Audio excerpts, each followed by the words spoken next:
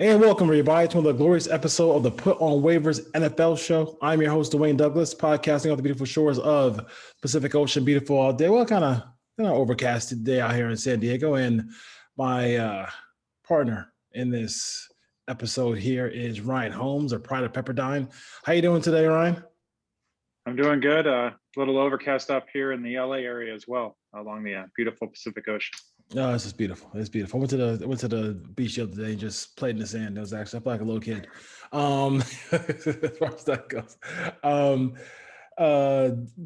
Thanks for everybody listening to us from Tallahassee, Florida, Cleveland, Ohio, Hawaii, San Diego, California, and Long Beach, California as well.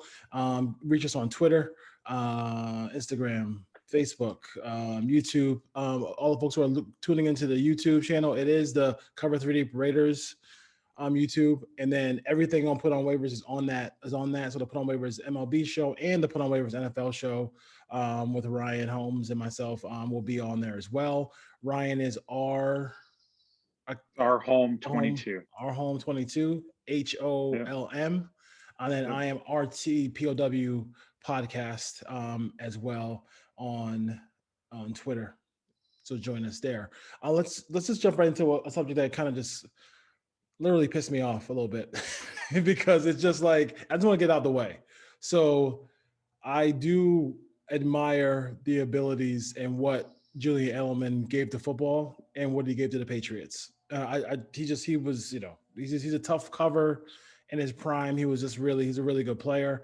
If there's a Patriots Hall of Fame, he could jump right in it. And if they had a Ring of Honor thing going on, they want to put him in there, that's no problem.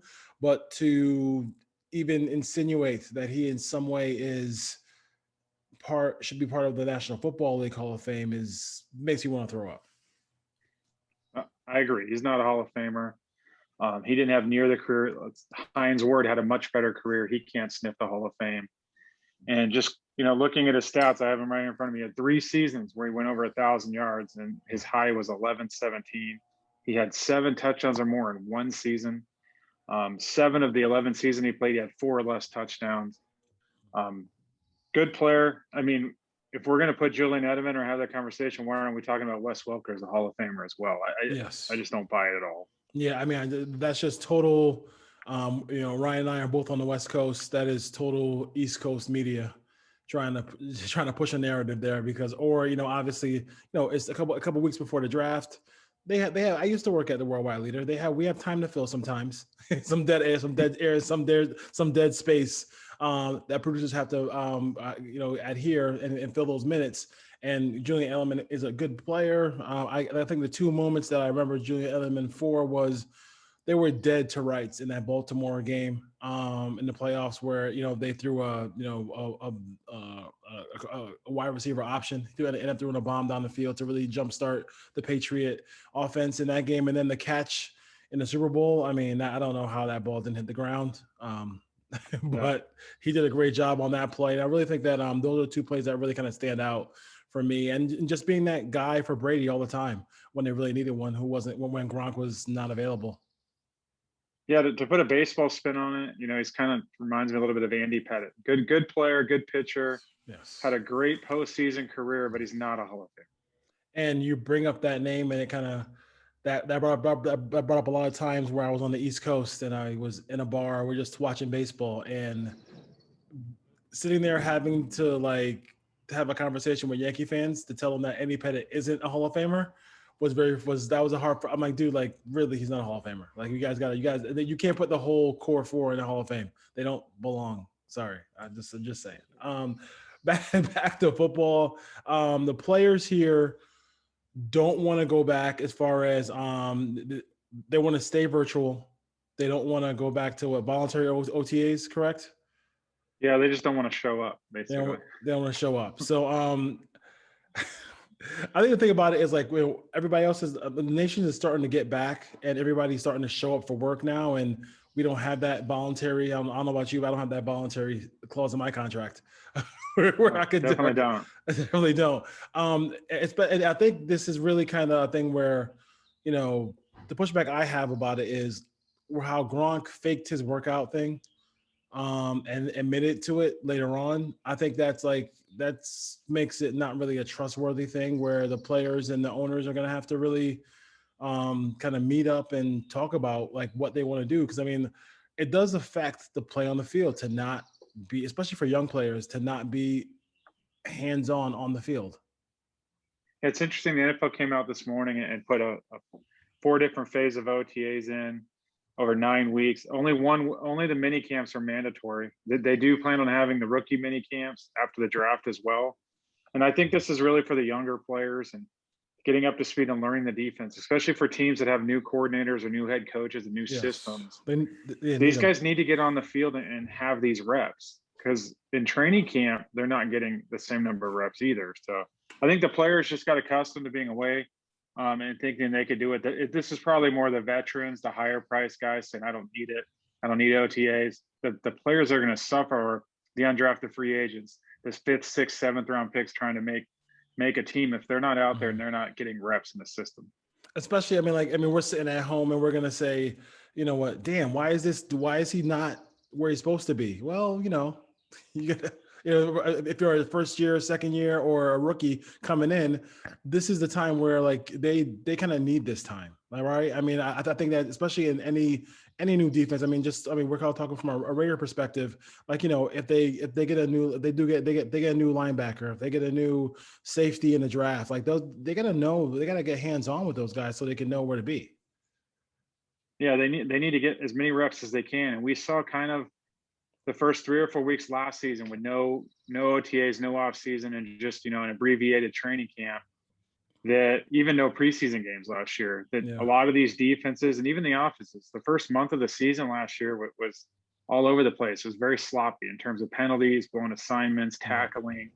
And I think it could really benefit the players to get in there and take advantage of that in the offseason. I know head coaches are probably going to be heated hearing that the teams are saying no. Yeah, exactly. I definitely agree. I definitely agree with that part of it. So it looks like April 19th to the 14th, all virtual meetings, weight rooms will be open. May 17th to the 21st, no contact on field drills allowed. Meetings still virtual. And then the 24th of May to June 18th, 10 OTA days plus mandatory mini camp, like you said. So that's what came out today. Hopefully, I'm not sure if that's what the NFL is trying to plan to do. We'll see what the Players Association and all that stuff handles, how they handle that situation. I don't think. Listen, you gotta go back to work at some time too. And I think it's also a vaccination thing, isn't it? Like where players who get the vaccine are going to not have to go through a lot of certain things, where players who don't get it are going to have to go through a bunch of things just to get back in the facility. Yeah, I think part of it was they're going to offer vaccinations to players that want them too. So if there's people that aren't vaccinated, they're going to give them the opportunity to get vaccinated prior to this happening. Same thing with people that are going to have access, trainers, or anyone in the building that has access to the players needs to be vaccinated. So yeah, and we're still talking, probably a month away in May before it really turns into anything. We have plenty, or the NFL has plenty of time to get the vaccinations up to speed for these players and personnel. No question about it. Let's go back to the draft now. And I know a lot of folks love our draft stuff as far as that goes. We do have a question from the 858. He's a Niner fan and he wanted to know, what do we think the Niners are going to do at 3?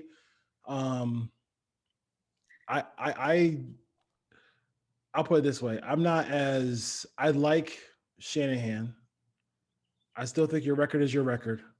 I do feel like for him to be a quarterback guy who admittedly said that he didn't really do much work on Watson and Mahomes, that bothered me a little bit.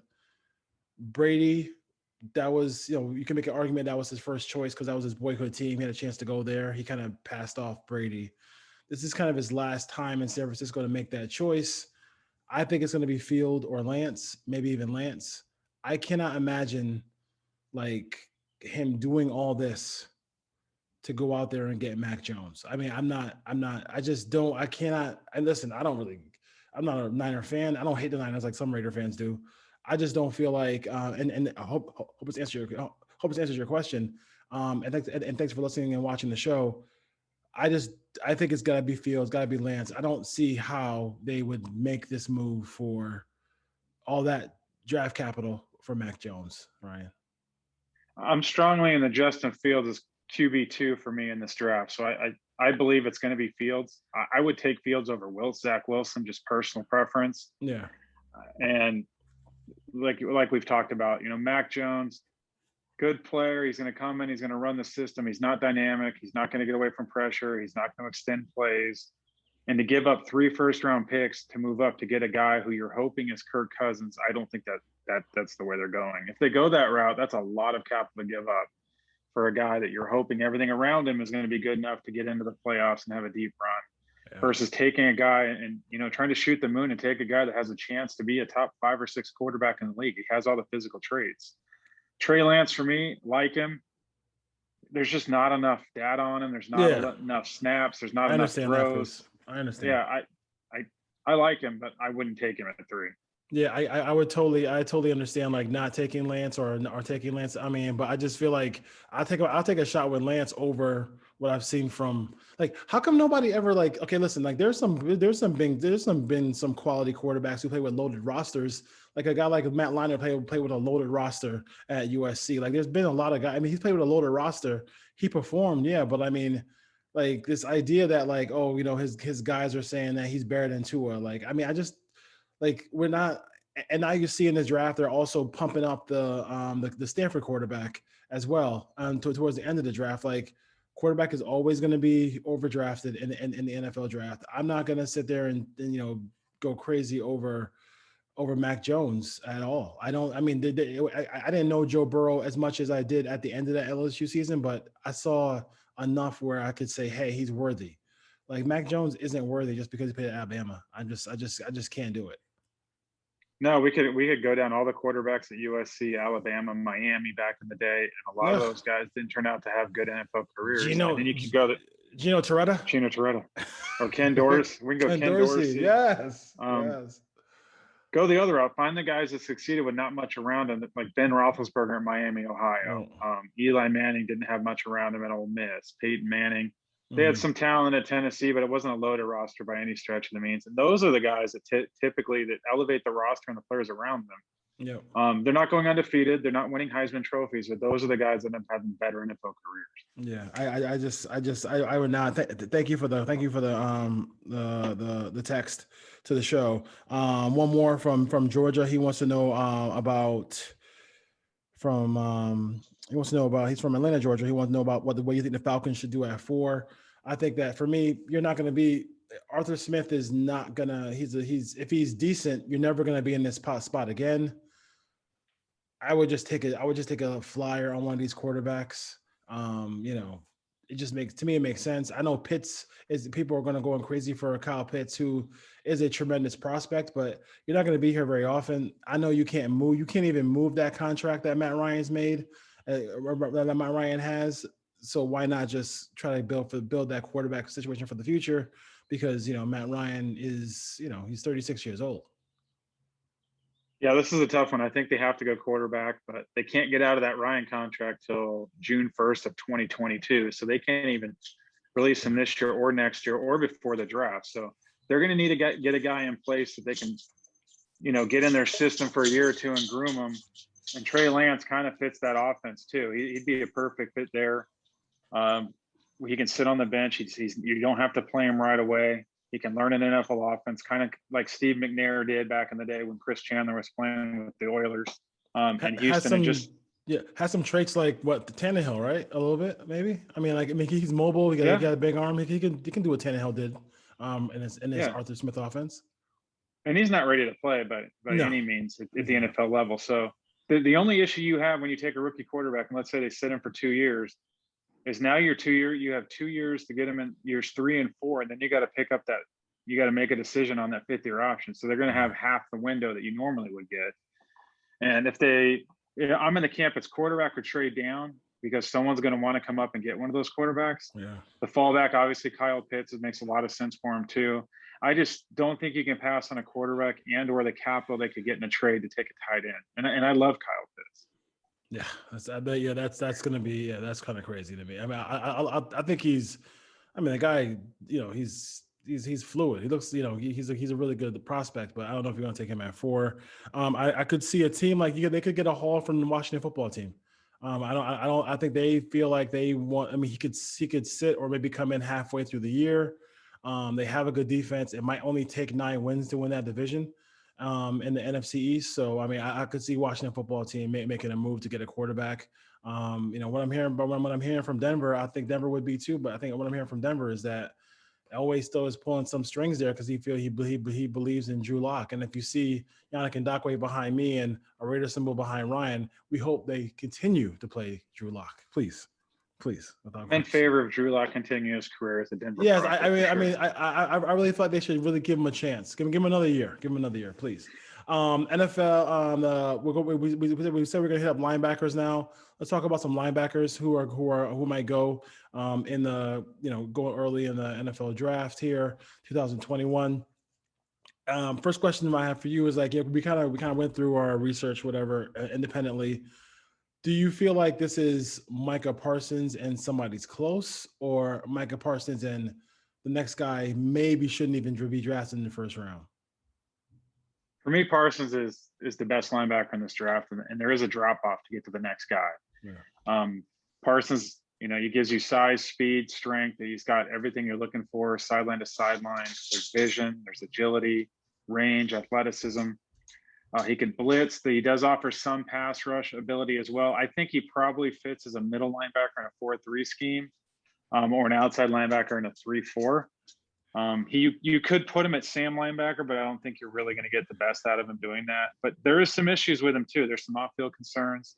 There was a hazing incident, a fight he got into as a freshman. The type of athlete he is would suggest that he's better in coverage than he is on tape, but on tape there is some issues with coverage. But there's issues with every one of these linebackers. But he's big, he's physical. He ran a 4.39, I think, at his pro day. Some of these 40 times, I don't believe him. I'm going to add a tenth of a second to almost all of these, but we're still talking a guy that's going to run high 4.4s. Because the hand time is going to be faster than the actual what they use, a laser. The laser, yeah. The laser, the laser. Yeah. And just the surfaces. You don't know what surfaces these guys are running on at their pro days. You don't know if it's 58 yards or 59 yards or 60. Like some of these schools probably shorten it up a bit. But with some of the concerns with him, there is, he is falling a little bit in the draft. I don't see how he gets out of the top 15. I think he's a top 7 or 8 player in this draft when you add everything together, and he can be a difference maker on a defense. Yeah.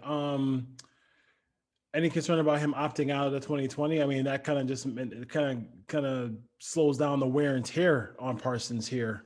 If I'm not playing in 2020, right? He opted out.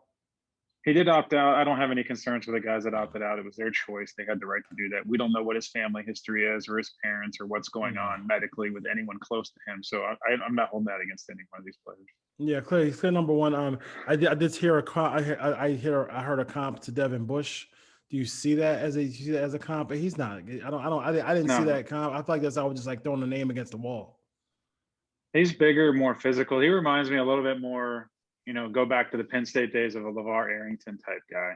Okay. The interesting thing with him is he's going to have to be in the right system to take advantage. He does a lot of things good, but it's got to be a coordinator that can get creative and move him around and take advantage of his skill set on third down, whether you want him rushing the passer off the edge, do you want him blitzing, or do you want him dropping into coverage? So he's more of a chess piece on defense because he can do a lot of different things. But you're going to have to get creative. I don't think he's a fit for the Raiders. I know I've seen him in mock drafts just because not Paul Gunther anymore, but Gus Bradley is going to ask these guys basically to run 3 or 4 coverages. They're not going to blitz. They're not going to use him as an edge rusher. So if he goes to a defense kind of like the Raiders have, you're not going to see the type of player that he can become.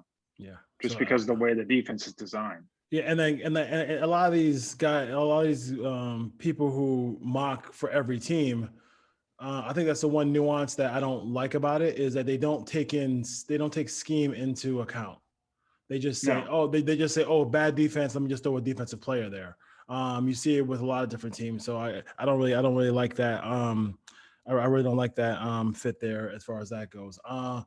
Zaven Collins, the comp that I heard was Zach Cunningham from the Texans. He's 6'4", 260. Do you feel like he is? I think for him, people want to see him run. Like I mean, that's a big. He's 260. People want to see how fast he is. Can he cover? What are your thoughts about Collins? I love Collins. He might be my favorite linebacker in this draft. Oh. To me, I see a lot of Brian Urlacher. To me, big, physical, can run, he can cover.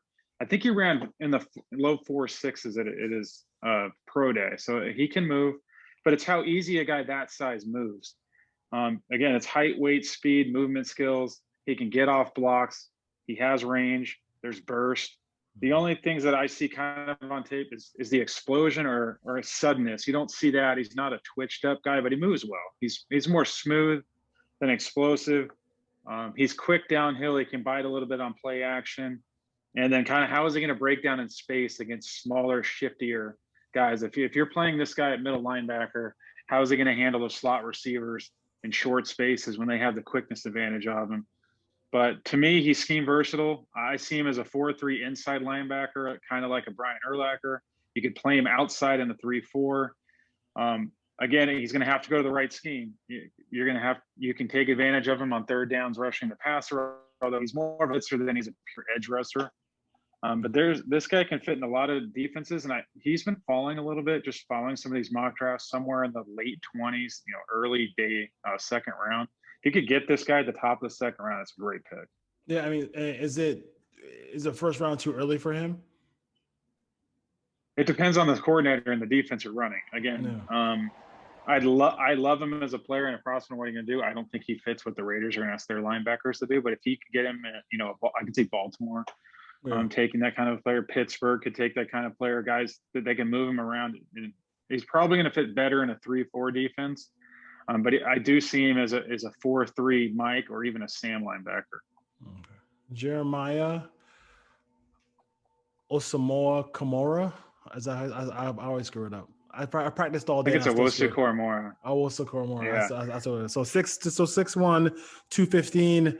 People, are worried about weight. They're worried about did he actually play at 200 pounds? Is he a tweener? Is he like Simmons last year who went to the Cardinals? What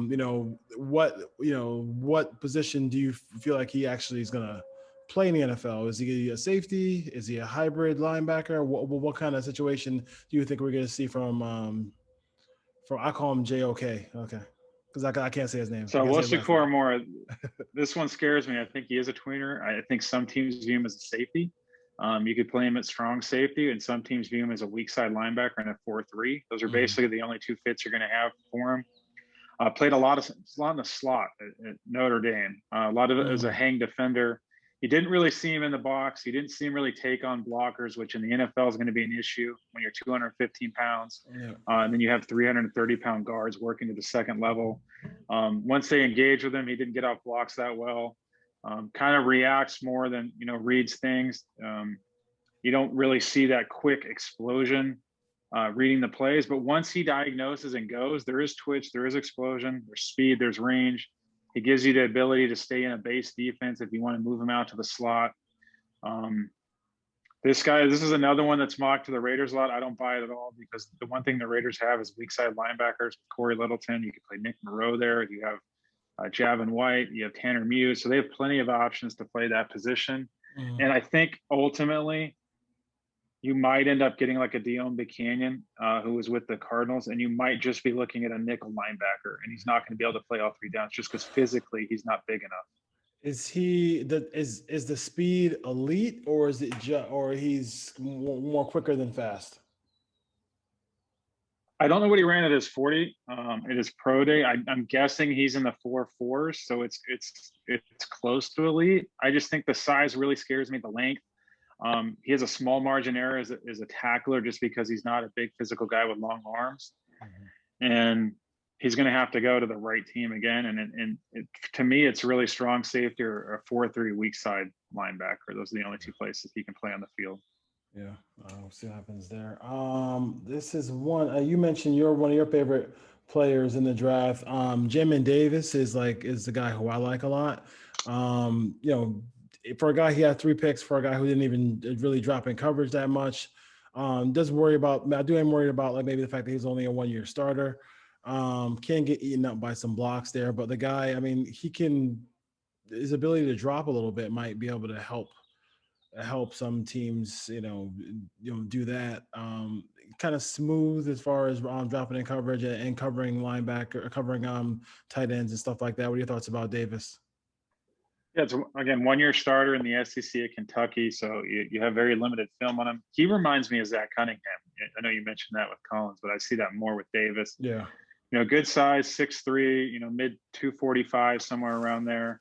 Offers range. There's play speed. He's more of a chase linebacker, to where he's going to see the play and run it down, sideline to sideline. He has good length, so there is the ability to cover tight ends. It's the ability to be a good zone defender.